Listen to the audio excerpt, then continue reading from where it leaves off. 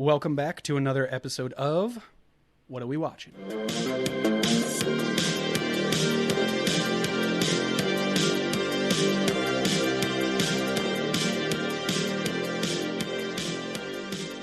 right, man. What's going on? Another episode. We're back. What up, Nick? How we doing? Hello, Keith.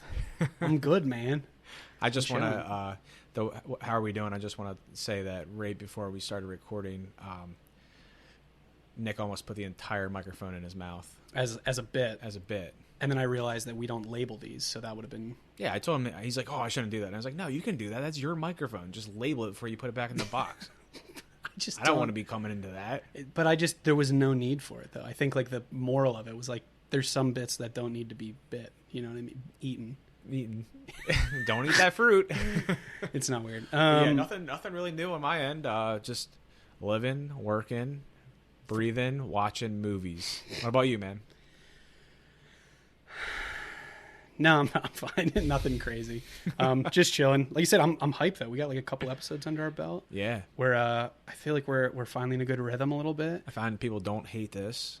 Some people might not like it, but people don't hate it. So we've transitioned from hate to disdain, which is always good. I mean, I hate myself, but I think that's I don't like a podcast. Just general apathy. Just great. But I did want to bring up. So these are just kind of like podcasty related notes. So we do have our Instagram out there. We are at What Are We Watching? Give us a follow. I think we're trying to find new ways to engage with people that are listening. So we have that. If you guys are liking the content, feel free to give us feedback. You can DM us right through Instagram, or we have an email. It's whatawewatching@gmail.com. Yeah, so just wanted to throw that out there. Yeah, and it doesn't have to be technical notes, right? Like, it doesn't have to be like, you don't have to be like, you can be like, yo, what's sucks. going on? Like, you can DM us if you want to talk about like your favorite movies or ask us questions, or you know, we're no movie experts, but we like movies, so like we just like to generally chat about movies. So hit us up. You know, it can be directed at either of us, both of us, or just a general, hey, what do you think neither about of this? Us. Yeah. I think recommendations will be cool too. Like, what do you want to hear covered? Like, we know what we're going to kind of do for a couple weeks out, but you know, we'll throw an Audible in there if you want to hear something, or if you want to if you want us just to watch something, you don't necessarily want a full episode, but you're like, oh, just go, you should watch this. Yeah, like I recommend if anyone has recommendations, that sort of thing. Yeah, that's my favorite way of watching movies. Sometimes it's just like asking people, because we have our own. We've talked about this before, but like I have my genres that I like, you have yours. We have some that overlap, but like, if it's not like, you know, horror, Odd Life, Timothy Green, you know, the classics, like I'm not gonna bridge. I tried to. Oh man, I thought I made it. You made it one episode without saying that. Yeah, you did. I really it's just too good. It's one of those bits I think that no one else thinks is funny, but it makes me laugh every time. Yeah. I appreciate it. I'll never watch it, but I appreciate it. No one should ever watch it. Yeah. In any setting. But I don't know. I'm a personal reco guy. Like, I don't know. I just need, like, it could be anything. It could be like where to get your car serviced. That could be, but like movies, like if somebody just gives me like paints a little picture, like I'll go watch it. It could be something I never had any interest in. I'll go watch it. Yeah, just like, and I think that's just cool. I don't know why. I like the personal aspect of something like that.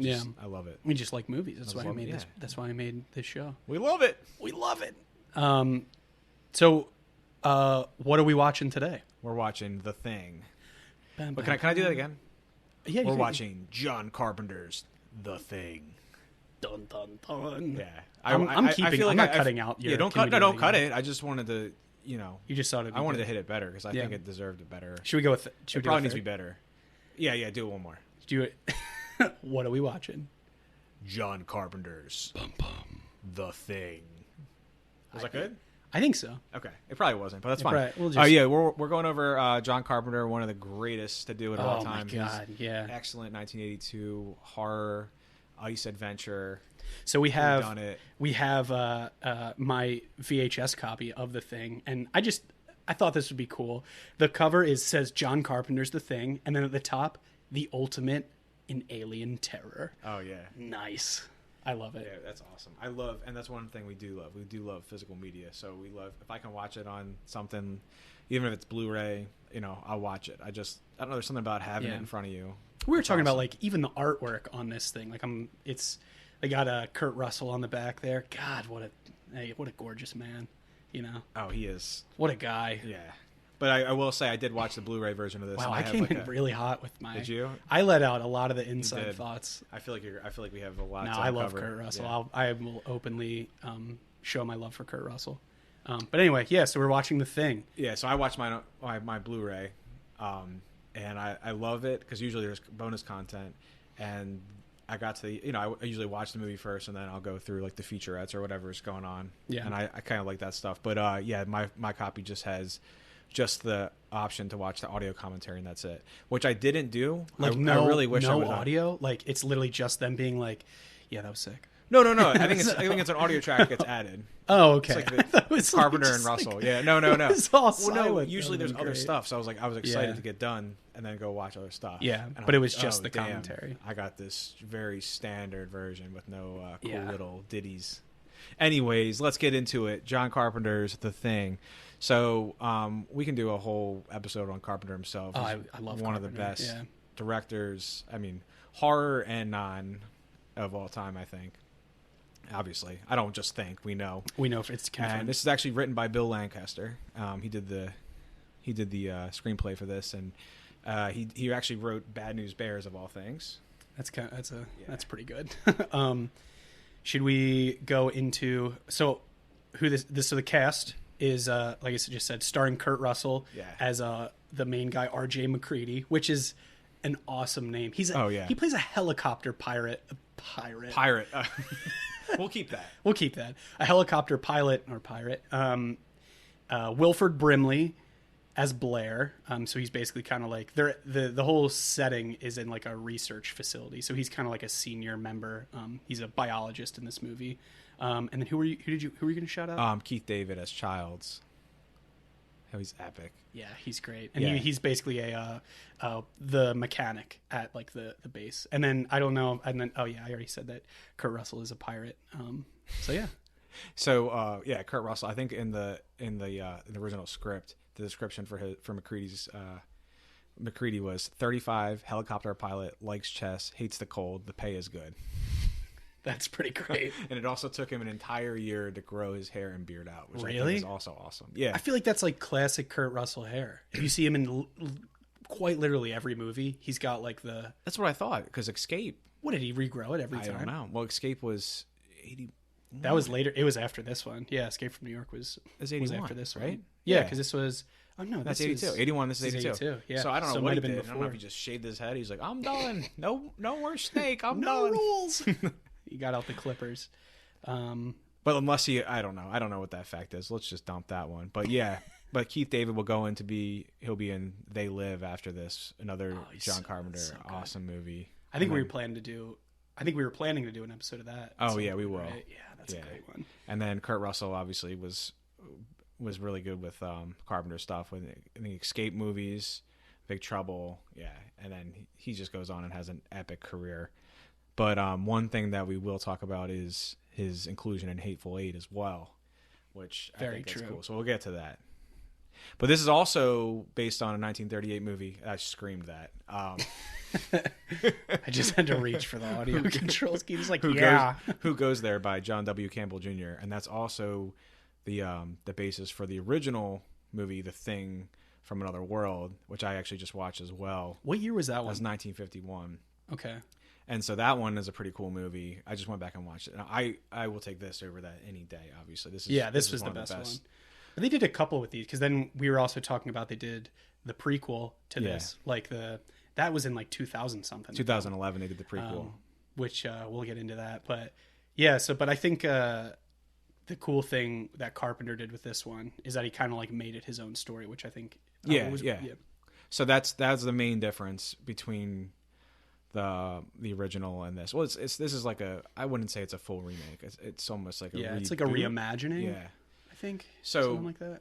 So I think as we go, I think it's easier to as we go through this talking about this movie, we can kind of point back and it's like, oh yeah, this is how it was, because it's not really going to make sense if we start explaining what the difference really is. Honestly, though, the plot of this movie, it's like a 2-second plot. Like it's not. So I think we're definitely I'm happy to start going off on tangents with this. Oh yeah, for sure. And I also want to add another cast member, Jed, the wolf dog at the beginning. It's actually like a half wolf, half Is dog. it really? Yeah. Wow. I mean, he was like a husky basically, right? Yeah, but it's like dog literally is a half massive. wolf. Yeah. Like it's not just like a husky. It's like actually like a wolf. Oh yeah. Yeah, which is that's pretty wild. Really insane to think about. That you can own one. That this dog's, yeah. So they like, the handler was on set. Like that is pretty cool.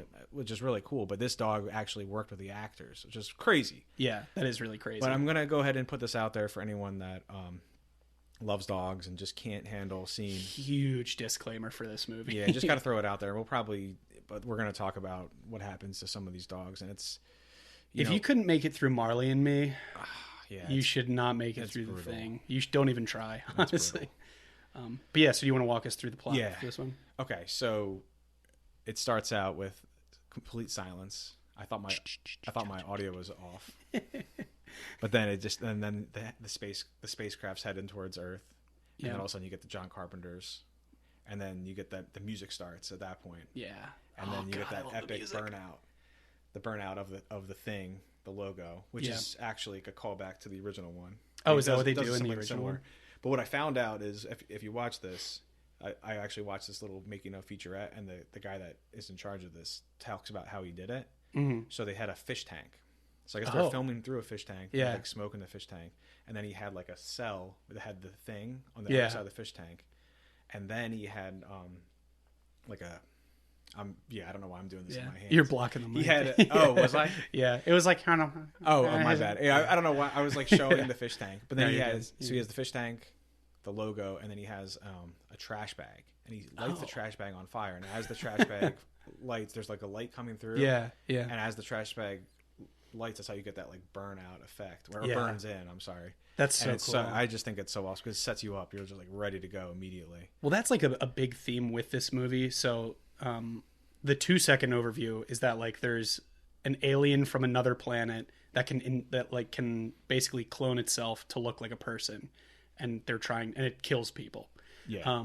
But a big theme that I don't even remember what I was just about to say. Isn't that terrible? I don't know. We were talking about the burnout of the logo, and then you said that's a recurring theme or something. And I was like, Oh yeah, with the trash bag. I completely just lost my train of thought.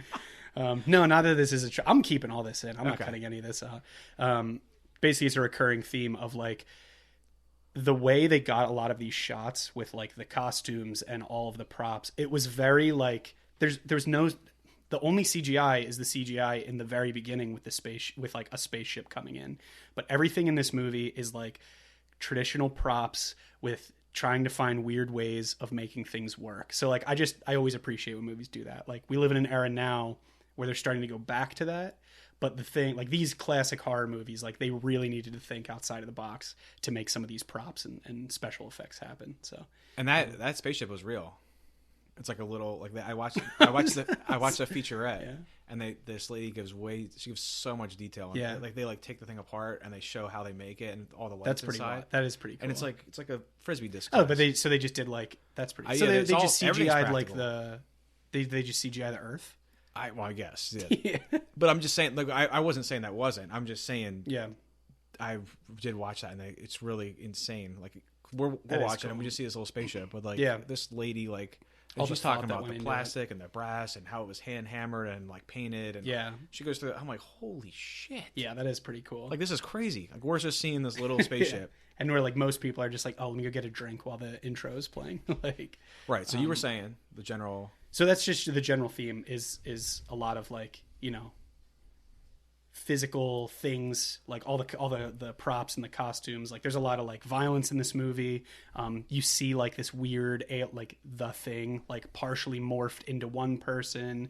So they had to play around with a lot of like, special effects for this movie. But yeah, so Keith, take us away with the plot again. It opens Antarctica in 1982, and you get.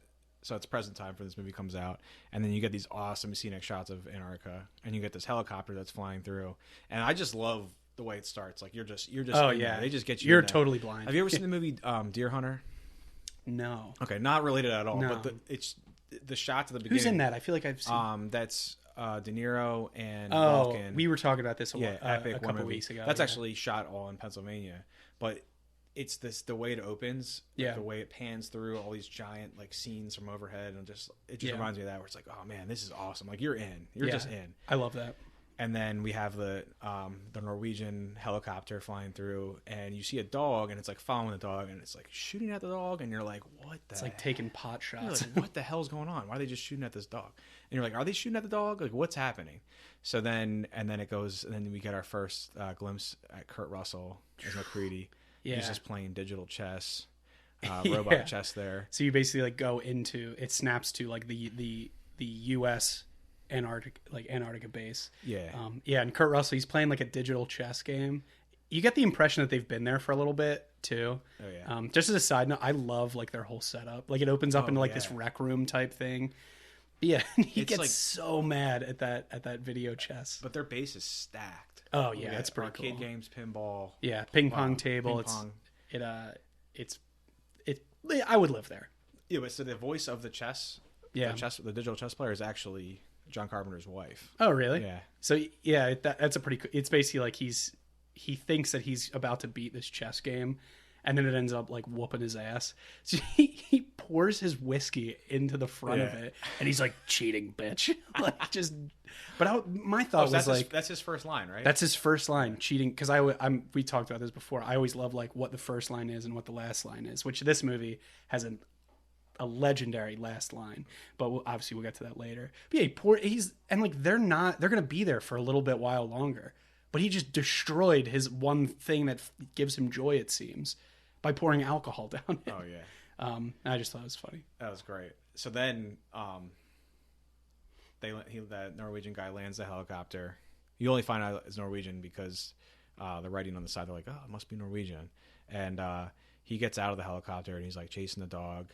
Still, there's two guys. They start, but remember they're throwing grenades at it. Oh too? Yeah, there's two guys. That's right. Yeah, there's two guys. Yeah. Yeah, he tries to throw a grenade and he fumbles it.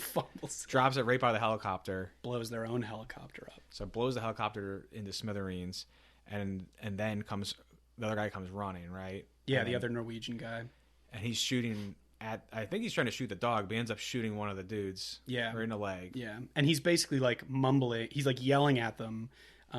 But it's even with subtitles on, it basically just says like Norwegian chatter or something like that. Screaming in Norwegian. Screaming in Norwegian. So this is a cool callback to the prequel that they have that came out in 2011. It was. So that dude's name is, I believe, Lars, the Norwegian guy that's yelling. And he's end up saying, like, I was able to find a translation. He's basically saying, like, get away from that dog. It's not real. It's an alien. Like, it's not human. Let me kill it. And they're basically just like, okay, guy, like, you don't speak English. Like, we're just going to shoot you, basically. And then they shoot him. And they shoot, well, because they think he's like trying to attack them. Yeah. Well, he is. Technically he is. Yeah. He's shooting at them. Yeah. So they shoot him right through the eye. You got him. And then McCready says, it's only the first week of winter. I'm like, what a setup, honestly. Yeah, so even worse. It's the first week of winter. They're season to be shut in, and he just poured his alcoholic drink down the front of his electronic chess game. So he's a clown. And then you have the dog. So the dog's doing what dogs do when they're suspicious. It's like kind of just like leering around, looking. It just looks like something's wrong. It knows something or something is wrong. And then I actually found out from watching that featurette that's how that wolf dog acted. Like they had to get used to that. Like even if they weren't filming, that like weird skittish on site, like, yeah. And that dog got down on its haunches and started looking around. Yeah, like the dog was obviously alert of something, so they had to kind of like chill out or relax around the dog because it was so that those shots like if like the dog's like hiding under the ping pong table, like kind of like all those shots, even when the dog's like weary to like walk around, like it was just like a skittish dog. Yeah, that's like in the wolf nature. Yeah. So yeah, they think. I mean, the whole crew is just like, okay, it's just a dog. Like we have other sled dogs. Like right. They must have just gone a little stir crazy. Like they, we don't know what the hell happened.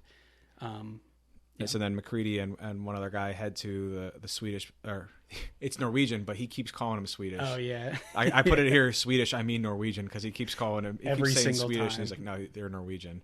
And he puts on his Yosemite Sam cowboy hat. Oh yeah, when he's going to God. fly, they're gonna go basically take a chopper over to the Norwegian base.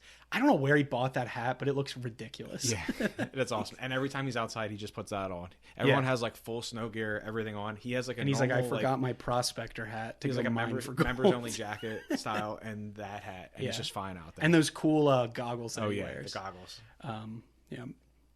Yeah, so they head down to where the Norwegian base is to figure out what's going on. Because obviously, they don't know what he's saying, but they know something's wrong. Yeah, they know something's crazy. Right. They want to basically figure out why were they just trying to shoot a dog from a helicopter Yeah, they're the like, first what week the of winter. hell is going on? So immediately, everything's fucked up.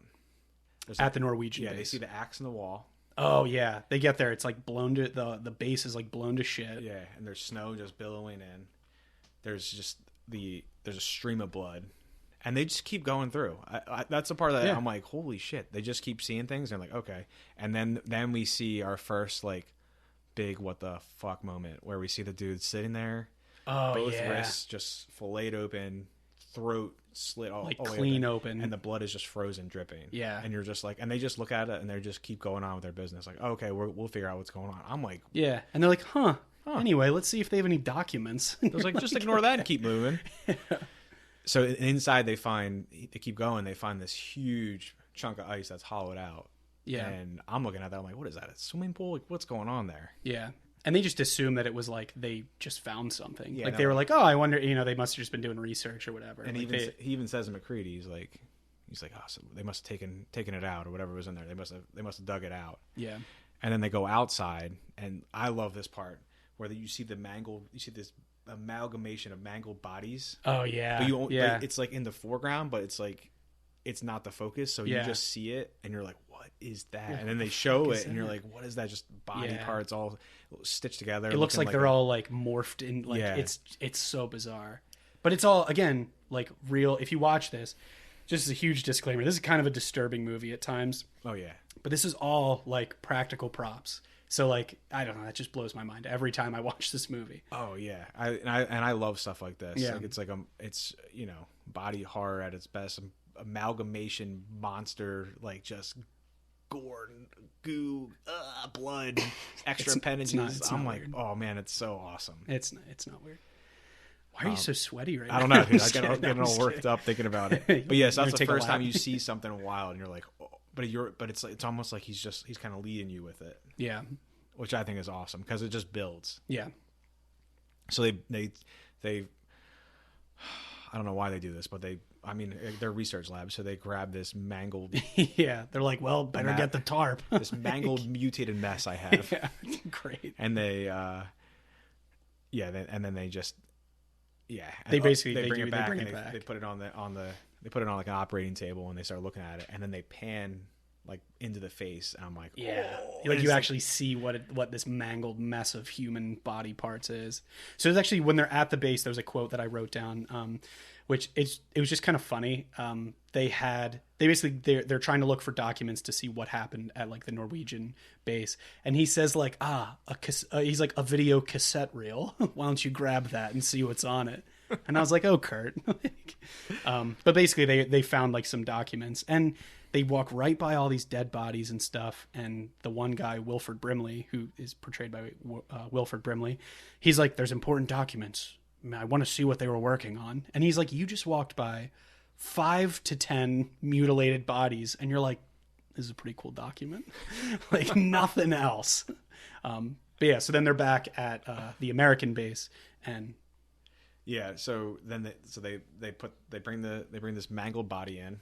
That's all I can say. It's mangled, but they're trying to figure out what's going on with it, and then they start dissecting it right there. Right, Wilford Brimley Blair starts dissecting it, and he starts saying, he's like, he had diabetes. I'm looking at this, and like he starts pulling out organs, and I'm like, it's like a mess. And he's like, oh, it's got all the normal organs, and I was like, those are the normal organs? Yeah. And he's just like. It literally looks like the prop master for this set filled a garbage bag full of spaghetti. They're just like ripping so all nasty. sorts of the sound. They like put the mics right up into it, so it's all like it's just gross. I'm sorry for anyone that having this volume up really loud. And then it cuts to they're taking the dog down to the other dogs, like the dog's back. So they're bringing it back. There's like a cage with all the other dogs in it. Yeah. Which, like, if you're going to tell me that you wouldn't be hanging out in, like, the little dog room all day, there's like 10... Five huskies at least. Yeah, just chilling. I'd be laying back there with a book or something. That'd be great. Yeah. I've never read, but, you know, maybe one day if I had a room of dogs. So this dog... That's so stupid. This dog comes in and immediately he's still, you know, very timid, looking around like, oh man, something bad is about to happen. Like this dog knows something or something bad is going to happen. Yeah. And he's kind of a creepy dude, this dog. It's not great. So, you know, he gets locked in and then all of a sudden he just starts mutating. Yeah. The husky, its face splits open and then it just starts mutating. And the thing, what Nick was talking about earlier, where it imitates human or just, I guess, living living organism. Yeah. And it like imitates and then like re-amalgamates inside. Yeah. And it basically like uses the DNA. It can like camouflage itself to look and sound like something else. Yeah. So it's like, so clearly this dog was like this alien, the thing, you know. Yeah, so the thing had already infected this dog and taken it over, and it just starts mutating. Tentacles are all coming out. And it's so gross. There's like bug legs that come out of it. It's pretty gnarly. The one dog is trying to escape, and the other dog, two of the dogs just get murdered. Obliterated. And you're just like, it's really rough. It's like, oh man, you don't want to see that. Yeah, they're like, you know what? We should just get all the dog killings just out of the way in the beginning. Like, if you can make it past this, you're fine. But the thing just keeps growing. Yeah, it just keeps growing and growing and growing. And then this is where you first find out that it basically like pulls in another dog. And this is where you find out like the first scene where you see it basically has to like eat the thing that it's trying to intimidate. I guess. I mean, that is pretty intimidating, but imitate. So it has to like consume the thing that it's imitating. And it basically like replaces the thing that it ate with itself. Yeah. So you see that it's like trying to form into another dog, basically. Yeah. And it just like, it throws out some tentacles and just pulls it in. And you're like, oh man. Yeah. It's just not great. But then they come down, they hear, don't eat while you're watching this movie. It's pretty gnarly. They come rushing down. And then this is where you first see the flamethrower. Yeah, there's like the number of just flamethrowers laying around in this base. I've never been like, be like, all right, we're packing up for the winter. What do we need? We need food. My chess machine flamethrowers. And they're like, what was that? And he's like, yeah, it's like a digital chess machine that you can play. And they're like, Kurt, no. We're talking about the flamethrowers. Like, there's like 3 of them. Yeah, there's multiple flamethrowers. Because I know. Do you ever need more than one? Well, that's what. I don't. What research are they doing up there? You know what? You bring that up, and I don't know. I don't know either. I don't know. Yeah, and that's a cool thing we talk about. Thanks for tuning in. No, I'm just kidding. That's a cool thing we can talk about the originals because they didn't have flamethrowers in the original, but they had other ways of doing the same thing. Yeah. So then you get the line, "Damn it, Childs, torch it," and I think that's the first time you see Childs. Yeah. So it's I think they don't really do a great job of introducing the characters into this. They really only do Kurt Russell and Wilford Brimley. Like, those 2 characters are the only 2 that like actually get their own. But all the other ones, it's like, oh, obviously you know this guy. Yeah, he's been here 2 minutes. And you're like, oh, okay. Yeah, that's what it kind of feels like. You're actually on a base. Yeah, just dealing with random like a crew of guys. Yeah. So yeah, then Childs, the guy with the flamethrower, basically lights this thing up, torches it, and then like the I guess the sound that this thing makes is all throughout this movie. This is another like another recurring theme of just like there's like shrieks and like weird. It's pretty cool. Yeah, that was like 100% Carpenter just being like, I need a sound effect. So I'm gonna go make one, like, which is why I love Carpenter. He's just incredible. So that's the first like transformation that we actually see, and it's wild, and I love it every time. It's like 20 minutes in, and they've already like encountered something bananas. Like, and then you can tell that they can destroy it with a flamethrower. Yeah, but it's just like it's a wild, disgusting mess, but it's awesome. Yeah. Yeah, and then they're realizing that something's infecting. Then they're kind of putting all this together. A bunch of scientists, putting it all together. They're like, oh, we know what's going on here. So they're putting it together that something is actually infecting these dogs, and there's a problem. There's something here, and then they find the footage. Yeah, so they basically roll back like, hey, you know what? Let's see what happened at the Norwegian base. Right. And you find in the footage that they basically stumbled upon the spaceship from the intro. And you see it like, you see them, there's the one line he said, oh, they're planting thermite like charges on there. So basically they like blow open this spaceship that was hidden under the ice for, I think they were saying like that basically like the natural, like it probably just got pushed to the surface, but it's probably been under the ice for like millions and millions of years.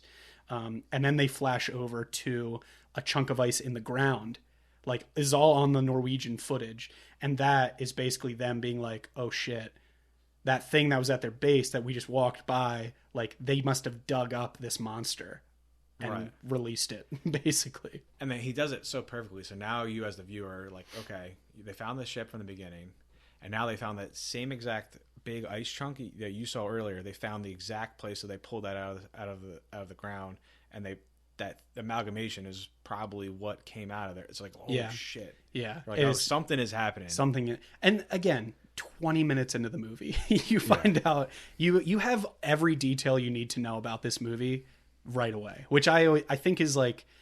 When you first watch it, you're like, wow, there's like, I don't know what else they could do, what they could say. But then it quickly turns into like a Western, like whodunit movie, basically. Yeah. Just with John Carpenter leading the fucking charge. I love it. And then we get that like weird simulation thing where it's like the 8-bit computer thing where it's like it's basically showing exactly what you said, where it has like a blob that represents a dog, and then it has the thing. Yeah. And it infects it, overtakes it, goes and gets another thing, overtakes that. Yeah. And then it gives you some stats, like 70%, 75% of chance of the crew is infected. This is like after they've like basically after they see this wild thing, you know, they actually save it initially. They're like, oh, we have to save this like wild monster that we just destroyed. But then there's like a guy after they start figuring out like, oh shit, this is like, can imitate people. And then Blair, Wilford Brimley, is like alone doing his own simulations. And I don't know what that program is, but it's like thethingsimulator.com or whatever. But like, yeah, it was, that sounds like thething.exe. That sounds not good. But yeah, then he runs a simulation that if it gets into general civilization, like how long will it, and it comes out with a stat like 2,700 hours until it affects the entire civilization or something. So I think there's kind of like a lot of our episodes, we always talk about like trying to group parts of movies together.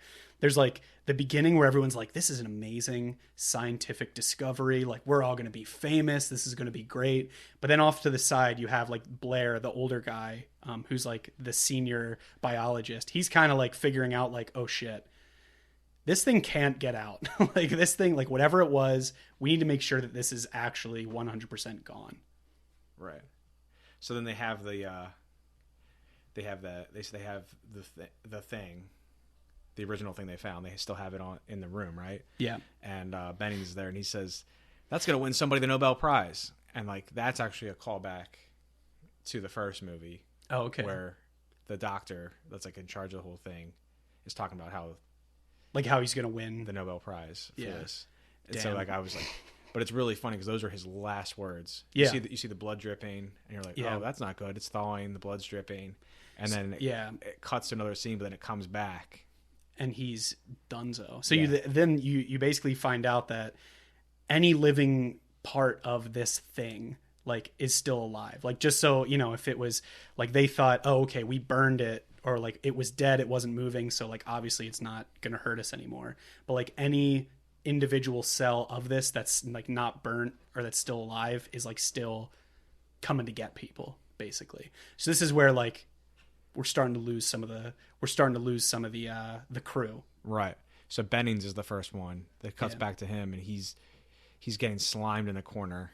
Oh yeah. And then he disappears. Because like someone comes back and finds him. I forget who finds him. Oh, I can't remember who finds him. But basically one of the he was an early one that dies. Yeah. And he comes running back and says like, "Oh yeah, it's got him. It's got Bennings or whatever." And so he comes back and he's gone, and they're like, "What?" Yeah, they thought it killed him. Yeah. And then he's like, basically his body isn't there anymore. Yeah. And then they find him outside, and he's got the claws. Yeah. His hands, he's got the big strong hands like, "Rah." They think they see their one friend, but basically it was the thing not like fully transformed, and so it can't talk like him yet, but it has these big like hook hand claw things, and he just lets out like, I think, like out of all the scenes in this, I think this is probably one of like the coolest scenes, because he opens up his mouth and lets out this like really weird like almost digital yell, and they were basically like, I think the one dude, he says the one line that I wrote down with this, he says, I've known him for 20 years, and he was like, that was not him, that was this thing trying to imitate him, and it didn't get all the way there, basically. And I think this is what starts to lead them to be like, well, shit, if it can imitate our friend and look exactly like him, like one of us might not be who we think we are. Right. And that's when it's like, like Western, who done it? I love it. God, Kurt Russell. So then when he's on his knees here, and then Kurt Russell just burning monks him right there. He just demolishes him. With one of several flamethrowers on this base. And this is where, and then they go and do the mass burning where they get all the bodies. Yeah, they're like, all right, dump everything. Like, well, we can't take a chance, and they just create the snow, like they dig out the snow and just put them all in and just burn the whole. Dump a bunch of kerosene in there and then torch it. So then this is the part of the movie so everything's gone, and now they're basically just trying to figure out, is someone like, is one of them the thing, right? Basically. And yeah, if you want to. Well, they come back in and they haven't seen Blair. He's inside. He's in his laboratory, just going nuts. Oh, that's right. Yeah. They hear a gunshot. Yeah, that's right. What the? And he's just shooting. He's going nuts. He's swinging that axe. Yeah, this is the older guy who like discovered that like shit. Who's doing his own secret research off in the back. And they look over to Windows. Windows is in the corner of the room, balled up. Like he's just like in that same room as him. Everyone else is like in the hallway trying not to get shot. Yeah. And it's just nuts. And at the same time, McCready goes to the chopper and realizes that it's been compromised. It's been destroyed. Completely ripped. All the guts are ripped out. They find out the tractor's been ripped out, and they're like, what the hell just happened? So they find out, Childs reports back that Blair got to the chopper, the tractor, and killed the rest of the dogs. Yeah, so he's basically like, no one's leaving here unless we know that this thing is done. Because of his little video game that he played that told him his statistics. Yeah, so he just fast it was. Childs tries to reason with him. He just dumps the rest of the gun into the wall, or shoots it at Childs and throws it against the wall. Just, I'll kill you. I'll kill you. Yeah, he's screaming at him. And then they get a hold of him, and then they do another dog warning. They do pan to the dog they're talking about. Yeah, that's got the accent in it. Yeah, it's not ideal. And then so the layout of this base is like they have kind of like the main cabin, and then I think it's like each of them have their own like almost like quarters. So basically there's like a shed outside. McCready, Kurt Russell, has like his own quarters that's like kind of up the hill away, and it's all lit up so they can kind of walk between them. So they make the decision like, all right, at this point I don't think Blair has like fully. Oh no, he does, because he's like, you think one of us is who he says he is, and he's basically freaking out. So they decide to put him basically in like a shed outside, middle of Antarctica. It's minus 50 out. And they say somebody in the camp ain't what he appears to be. Incredible line. As we're talking through this is not really like a deep plot. It's just like, no, but it's just so it's so good. I feel like people are listening and they're like, so is this like, is there some big twist? Like, nah, it's just all good. Yeah. I love it. I almost wanted to say at the beginning and I forgot. If you haven't watched it, go watch it and then come back. But whatever. You can just keep going. You can just be confused. We'll just go ahead and let you be confused. But yeah, the whodunit begins at this point. Yeah. So he's out in the shed and they're basically like, all right, get everyone in the same fucking room. We're going to figure this out. And they're like, we're going to do a blood test, Yeah. So Kurt Russell decides we need to find a way to test, like, how can we determine if it's a human or if it's this thing? And And I think their original test gets like foiled, right? Yeah, because of the fridge. They for some reason they have all their blood, a bunch of blood samples. I don't know why. Like full bags of blood for each person. What the hell are they researching? They never go into what they're actually researching. They're like, "Hey, we do science. We have flamethrowers. We got blood. Yeah, it's fine." I don't know if that was like they each needed their own blood for. I don't know. I guess maybe if like something happened. Yeah. Well, because they do have the scene we were talking about earlier. I'm just going to go over I feel like this will help a little bit. There's the cast, the crew on board is like I said, it's Kurt Russell. We have a lot of like scientists, but there is also a doctor there as well. So Dr. Cooper is a physician that's there, portrayed by Richard Dysart. I'm probably butchering his last name. So there is a doctor there, like obviously in case if anything happens. So they realize like, oh, there must be a way we can test the blood to see like if you're human or not. And then they find out that someone had had just drained all of these, like, I guess their blood fridge. Yeah, they basically just broke into the fridge, which was keyed, and only I think Gary has the key. Yeah. So Gary is the I'm trying to remember who he plays. He's just in charge at that point. Like he's the station commander. Yeah, he's in charge. Yeah. So he has the only key to this fridge, and like he's like, I know I didn't do this, but I know I have the key. I am the only one with a key. So now everyone's pointing fingers like, oh, like it was you. And then he's like, oh well, I let Blair use it. And then they're like, oh, well, maybe Blair did it. So I think it just like builds up this tension of like, no one knows truly who to trust. And this is like, at this point, you start to see there's like a real beef between Childs and McCready. So there's almost like a power struggle of like someone's trying to be in charge. And I think it's pretty obvious that like Kurt Russell's in charge. But then Childs is basically like, well, fuck you. Why are you in charge? Like, you let me call the shots. And so like out of nowhere, you're like, all right, people are getting heated. Yeah, the people are anxious these days. Yeah, and then and obviously we kind of learn as we keep going that the thing is trying to survive. So once the blood test is gonna be like the solution to figure out who it is, all of a sudden the blood test is sabotaged. Yeah. So it's like the thing is going to do whatever it needs to do to survive. Yeah. So if it was like overhearing that they had this plan, it was going to do something about it. Right. And then we find out. There's a quote: "This thing doesn't want to show itself; it wants to hide in imitations." I just like the way I don't know. That's that Kurt Russell says that, right? It's just like there aren't that many like crazy quotes, but it's like everything that is said is like it's meant. I think this movie survives more so on its special effects and setting more than like the dialogue. But yeah, that is a really awesome scene. And then we find out that the thing shreds its clothes when it takes you over. That's going to be a foreshadowing. Yeah. It's they find there's a lot of like separate storylines going on here. So Childs is basically like, to whoever threw their dirty clothes out, like, stop that shit. Like, we have enough going on right now. And so Kurt Russell takes it and he realizes it's all torn to shit. But like the name label is also torn out. So he's like, I think this thing. So they're basically trying to piece it together little by little. And it's a little foreshadowing too for what happens later on. Yeah. Yeah. But yeah, then it goes to that Fuchs, and the fuse blows when he's doing his stuff. So he grabs a flare, and you see the thing, you see something go across the screen. Yeah. And he goes out to investigate it, and that's where he finds McCready's shredded uniform. Like right after he said that, he's like, "Oh shit!" It was basically. It seems like it was like planted out there, but then it cuts. But then and they can't find him. And you're like, "Oh, what's happening?" Shit. Yeah, like you said, I think this whole movie is like, you'll see someone figure out a little piece of something, and then it'll flash to like, oh, what are the other guys up to? And you're like, no, bring it back to. I just want to see that. Like, yeah, because so it keeps you also not knowing. Yeah, it is a very like chaotically shot movie, right? But it's so good. And then it goes to Blair's little hut. He goes to check on him, and he has a noose hanging next to him. He's like, I want to come in. I'll be a good boy. Like sitting no, next dude, to a noose. You try to kill us all. Be like, dude, you are staring at a noose right now. I don't think you're in the mental state. So then McCready also notices when they go to look for Fuchs that his light is on.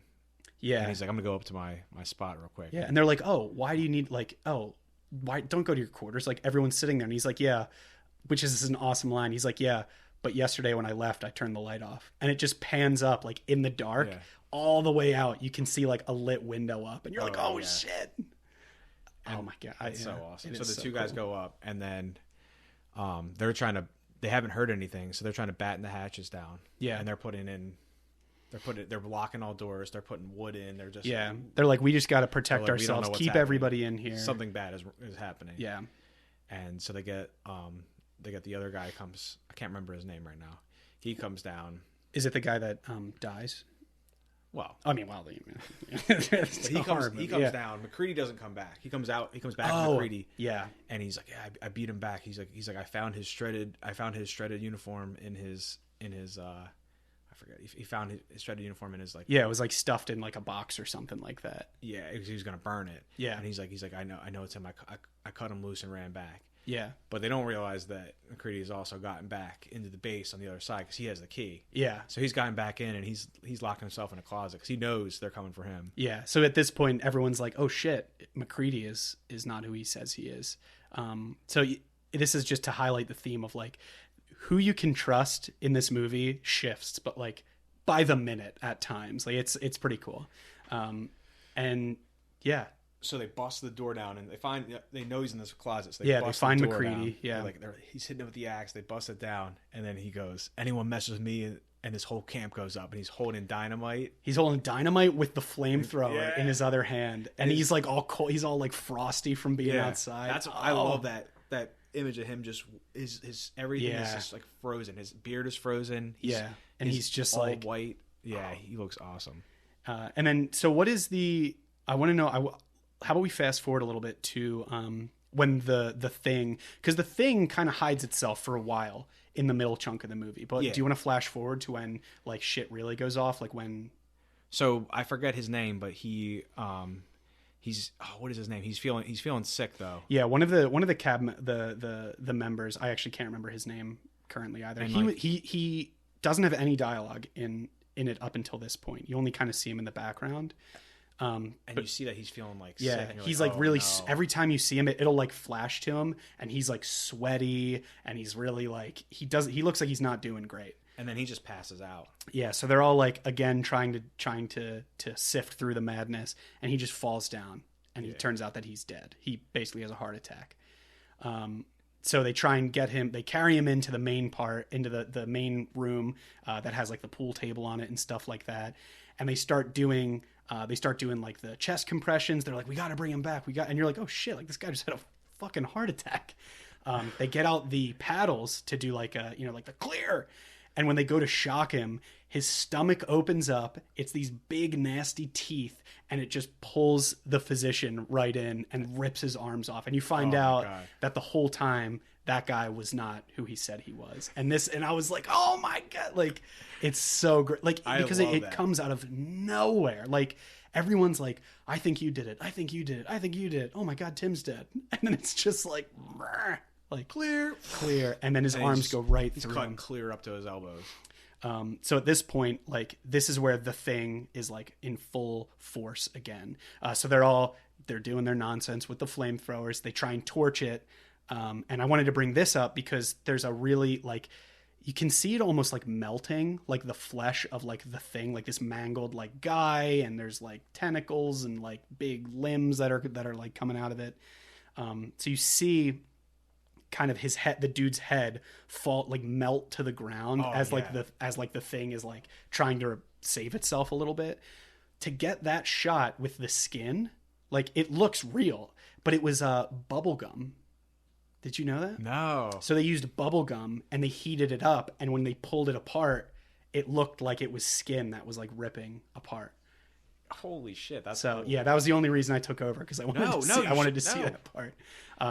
And then they're like, fuck. Now we really know that someone is not who they say they are. Oh yeah. And McCready is in the corner. He's looking crazy. He has the dynamite. He's wired. And he still has that flamethrower, and he's ready to go. And then all of a sudden, hell breaks loose, and that transformation is crazy. That monster transformation, and it's just growing. And obviously, it has the guy's face, coming out of it, and then like you said, the head, like it's burning, the whole body's burning, and then all of a sudden that neck just starts, it gets like longer, and it just starts falling off, and then the head just falls, and then it turns into like a little bug that's like crawling along, and that's when McCready has that line. He's like, "You've got to be shitting me?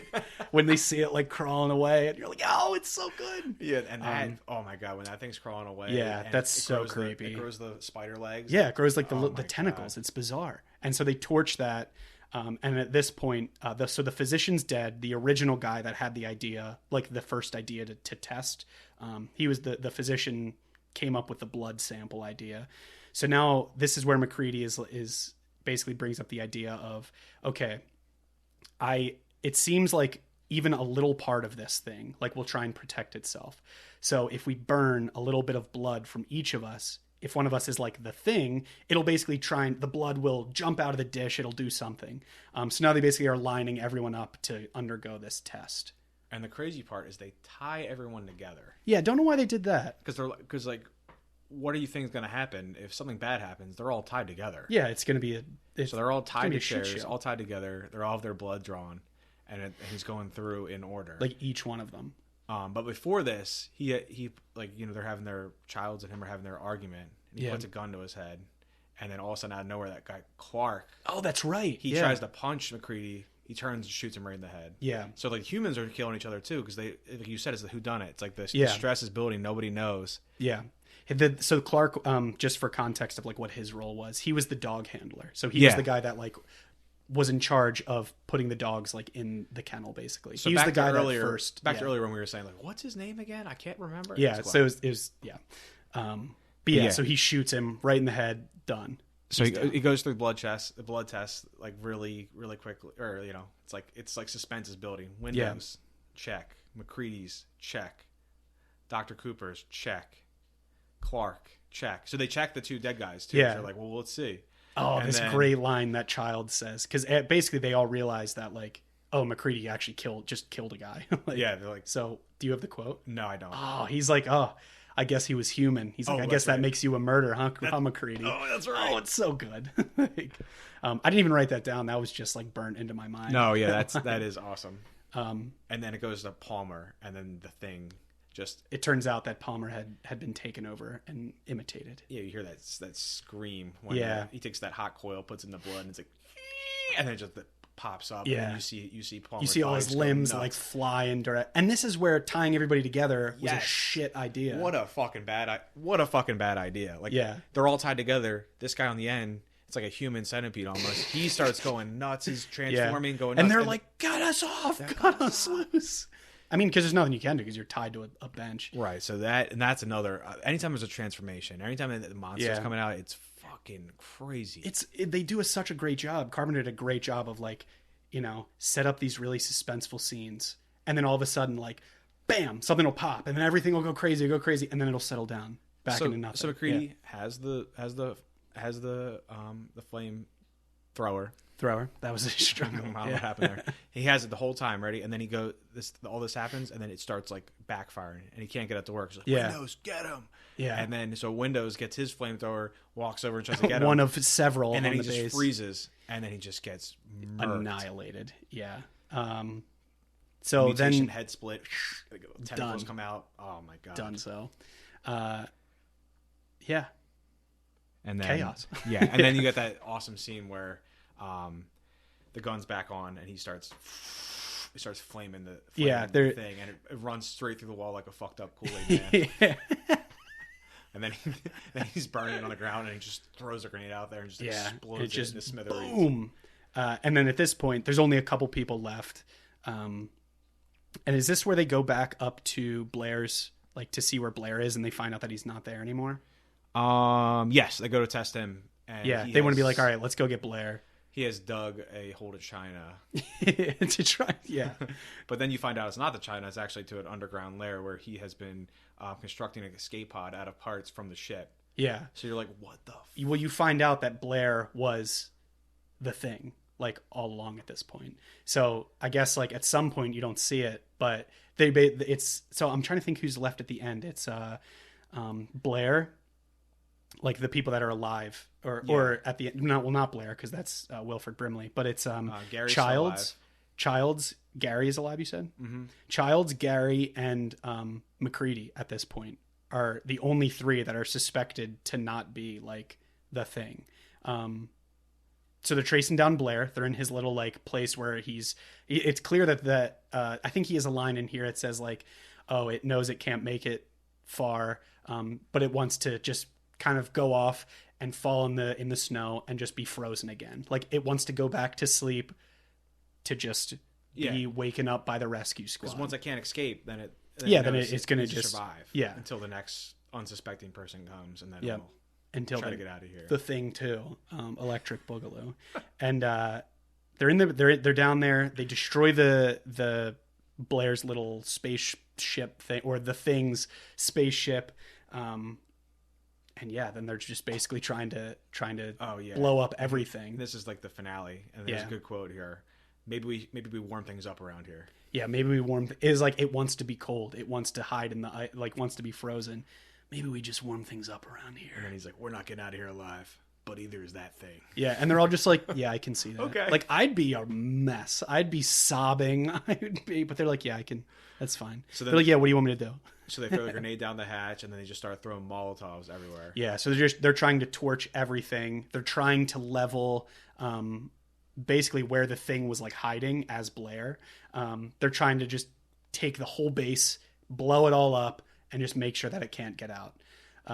And I think this is the point where Blair finds Gary and puts his fingers through his face. Yeah, that was the scene. That was the scene that I was thinking of. Dude, he literally puts his fingers through his face. Yeah, he's like they're all like they were given tasks to go plant dynamite, and literally this guy's like just like, and then just like. Just gets like a face. Blair grabs this man's face and then just kills him, and he's done. Just drags him off scene. And just drags him off scene. So now it is only McCready and Childs alive, and Blair is still at large. And so we got the ice tremor dune worm amalgamation of dog heads. Oh yeah, that's true. As they're setting all the charges to explode, this thing just bursts out of the ground. McCready has already lit his dynamite, which has a never-ending wick, I guess. Oh yeah, that thing's got a 30-minute long fuse. So he fumbles that. At the same time, it grabs the boom box, the little pushy downy the dynamite box. The boom box. Yeah. Grabs that, pulls that under. He's like, "Oh fuck, what do I do?" And then so we're like, and then he has that stick of dynamite, and he just looks at it, and it's about to expire, and he just throws it right in there, ba ba boom, and then he gets out by the skin of his hairy chin. Is that it? I don't know. That's not it. That wasn't the cartoon I knew. He says, "Yeah, fuck you too," and he throws the dynamite. That's like a classic horror movie, like throwaway. I'm about to destroy whatever monster's coming for me. So they blow it up. He blows the whole thing up. The whole kind of the base is like collapses. Everything's on fire. And at this point, they believe they've killed the Thing. Because of his very elegant line of "fuck you," and throws the dynamite. So then, kind of the movie comes to a close with Kurt Russell or I keep saying Kurt Russell, but it's McCready as McCready and Childs just sitting in the snow, and they're sitting. And they have an awesome line, and he's like basically they're talking about, well, if one of us isn't human, I don't think either one of us is in the shape to do anything about it, basically. Right. It's like, are you... Like, he's like, are you the monster? And he's like, I don't know, are you? And he's like, even if one of us were, I'm not dealing with it. And then they share a drink with each other. It seems like the beef is squashed. Yeah. Even though they're about to die, just because they're alone now. And I think, this is the last scene in the movie. Yeah. And so they deliver the last line of, did you have the line there? Well, I have, how will we make it? And he's like, maybe we shouldn't. And then maybe we should just wait here for a while, see what happens. The end. It's so great. It pans out. Well, it pans out to John Carpenter's The Thing. Yeah. So basically they're just like, let's just, I love that. Love that last line. It's so good. Yeah. I think it's just, I think they left it in like a cool place of like, you never truly know if like one of them was the Thing. But I kind of like that you are not told. That's awesome. There's too many movies where everything is laid out at the end, and you're like, okay, well, here's the victory. Here's this guy survives. Everything's good. You can go home and go to bed. Yeah. This is like, oh shit, we just witnessed total carnage and mayhem, and we don't know what happened. And we don't know. and neither were you. Bye. And Goodbye. you're like, and that's oh, awesome. okay. And I actually read that they actually shot alternative endings where McCready survives, gets a blood test. He's human. Wow. And I'm like, man, that would have ruined. I don't like that. I wouldn't have liked that. I wouldn't have liked that. I mean, I still would have loved the movie, but like, you don't need that final, like that. Yeah. That cold. Some things are wild, best left destitute, just unsaid. Yeah, exactly. It's just incredible. It's awesome. Like, obviously, you want to feel good during some movies, but like, but not during this one. Like after 2 seconds in, a whole pack of you don't need dogs a Yankee off. Doodle Dandy. Hey, everything's good. Okay, pack it up. Let's go home. Like, you don't need that. You don't want that. No, you don't want that. John Carpenter was going to give it to you. Yeah. So that was The Thing. There was some. So I did want to bring this up. The prequel that came out in 2011. So when they're at the Norwegian base, you basically follow that guy Lars that like says that's in the movie. You see all of these characters. You see like what at the very beginning we were talking about, like there was all sorts of dead bodies and stuff, and they highlight a couple of them in the 78 one with John Carpenter's. It's 78, right? No, 82. 82. Why did I say 78? I don't know. Who knows? Cut it. It's okay. Just dump it. Dump it. Censor it. Censor it. Beep. And then that's or I'll just voice it over, but I'll have like Emily voice it over. So basically, there's that body that's like has like the throat slit open and stuff. Like you see in the prequel how those people died and got there, which I thought was like it's like a direct like, oh shit, that weird body thing of the two faces fused together. That's a big scene in the original one. And I just think it's like, I thought it was so cool how they did that. Yeah, that's awesome. I don't think I've seen that. I think I've started the prequel like a long time ago. It's like it's okay. I will say they redid the famous scene of when one of their friends had those big claws and wasn't fully transformed. They redo that scene, but in like with newer technology, and it's a lot creepier. But I don't know if it's better. Okay. And I'll just leave it at that. I'll watch it. Maybe this week I'll put it on. It's worth the watch. And especially if you like this one, I would check out the prequel. So is the crew in the prequel, are they the Norwegian team? Or is it like... Yeah, it's the Norwegian team. Okay. But they only speak English.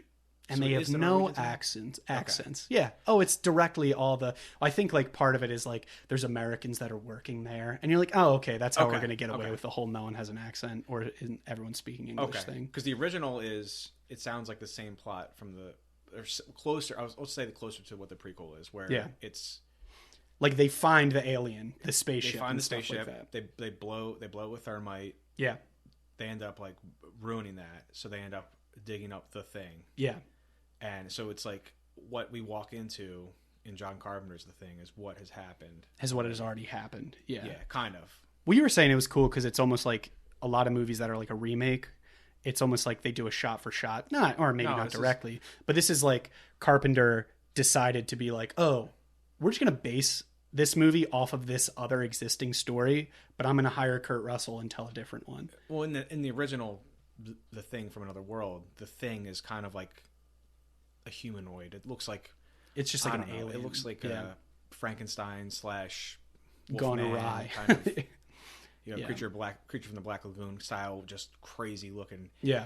And so he wanted to make this thing be transformative and just be fucked up. Oh, that's what Carpenter wanted to change and make it. And I'm so glad he did that because like if you had just a person. Yeah. Oh, yeah. It wouldn't have been as exciting. Boris Karloff walking around. Like, it would be like, that's not really that cool. It was. I think that's just kind of a testament to how talented John Carpenter is. Yeah. Did you have any other notes or anything? This one, it was different from the other couple episodes that we've done where it was like the plot isn't anything crazy. It's like desolate island. There's a monster that can imitate people. People slowly die. Yeah, I just think it's an excellent movie. Yeah, I'll say it. 1, 2, 3. It's well worth it. 1, 2, 3. I love this movie. I didn't know. All right, we're gonna try it again. Ready? Okay. 1, 2, 3. I love this. Okay, we'll just scrap it. I'll just dump it. No, but it's a great movie. It's awesome, front to back. It's just a great time. So I mean, I don't know. It's just I can't say enough. I can't say enough good things. I almost want to say about The Thing. The Thing. I'm going to say it runs at an hour and 49 minutes according to this VHS tape that I have in front of me, but it goes by pretty quick. So if you're looking for something like a classic horror movie to throw on, definitely recommend The Thing. Yeah, I have that. So this is the first movie they. So I guess this broke the record for how much they could spend on effects. Like, really? They spent like $1.5 million on just the creature effects. Yeah, and I think like they were given $200,000 to start. It just had to keep ramping it up. But they also had to cut stuff. Like there's so many like kills that are just not in it because they're like, oh, we can't do this. Or they had to like. So you just like discover. Is that like why you kind of in this one you almost discover like, oh, this guy was dead the whole time? Is it like kind of why? Yeah. So you find out after the fact. Ways they had to just kind of get smart with it. Yeah. I think they did a great job. Another cool thing is, so they built this whole thing in Alaska, the whole base. Yeah. And they actually blew the whole thing up. Did they really? Yeah, it took them like that ending scene. They actually spent 8 hours setting up dynamite and blew the entire thing. It was just like some poor intern that was like, all right, Kyle, you're on dynamite duty. He's like, I really just wanted to be a part of a movie. But then I guess some of the other, like, I'm assuming it's the internal scenes. Yeah. They actually shot that in LA at a studio. It was 100+ degrees outside. And they all had to wear the Arctic, like. Yeah, but they would be inside, sucks. and they would just bought air conditioners and were blowing in all this cold air, so it would be freezing inside, right? So you have that ice inside, you have that like Arctic, because every time they're inside, it's still cold. Oh yeah. I mean, this is going to sound weird, but it looks like it's a cold movie. Yeah, everything looks cold. And then you were saying, so you brought this point up to me. I guess I don't know, it was a couple days ago or whatever, about The Hateful Eight. Oh yeah. So I was just looking. Kurt Russell is also in Hateful Eight, which is a Quentin Tarantino film. Yeah. Which you should also check that out because it's awesome. 2000%. I forget what I was even doing. I was just checking. I was just reading something about Tarantino, and I was like, oh, looking through stuff, and then I came up and I was like, oh yeah, The Thing was actually a huge inspiration for Hateful Eight, and they actually screened The Thing for the whole crew while they were getting ready for the movie to get there. Because as The Hateful Eight opens up, they're in like a frozen tundra, and it's another classic like whodunit movie. Yeah, so it's almost like I would have never put that together myself, and I'm like, oh, and there's actually that's why they're famous. And there's actually a short if you it's on YouTube and it's like 1.5 minutes long. It's actually the trailer for The Hateful Eight, but it has the McCready speeches over it, and then at the end it says what is it, Quentin Tarantino's Thing Gone West or something, that's or whatever it is, but yeah, it really is like it inspired that, which is cool because it is a Western, that kind of stuff. That movie, I will die on that hill. Kicks so much butt, it kicks ass. It does. I love that movie. I love both of these movies. Yeah. But yeah, did you have any final quotes or anything? I think I've said all I need to. I think I got through my quotes as we went through. Itself. Do you want to? Should we call it? Yeah, we should call it. But definitely check out The Thing if you haven't. I mean, you're definitely been spoiled at this point if you're still here. But it's still worth the watch. It's still worth the watch. I've probably rewatched this one like dozens of times, so and it's worth it. If you need to, the original is pretty sweet. Yeah, check out the prequel too if you like this one. I'm gonna check that out this week and report back with my findings. Score. That's all I have. Cool. All right. Well, this has been another episode of What Are We Watching? Thanks, guys.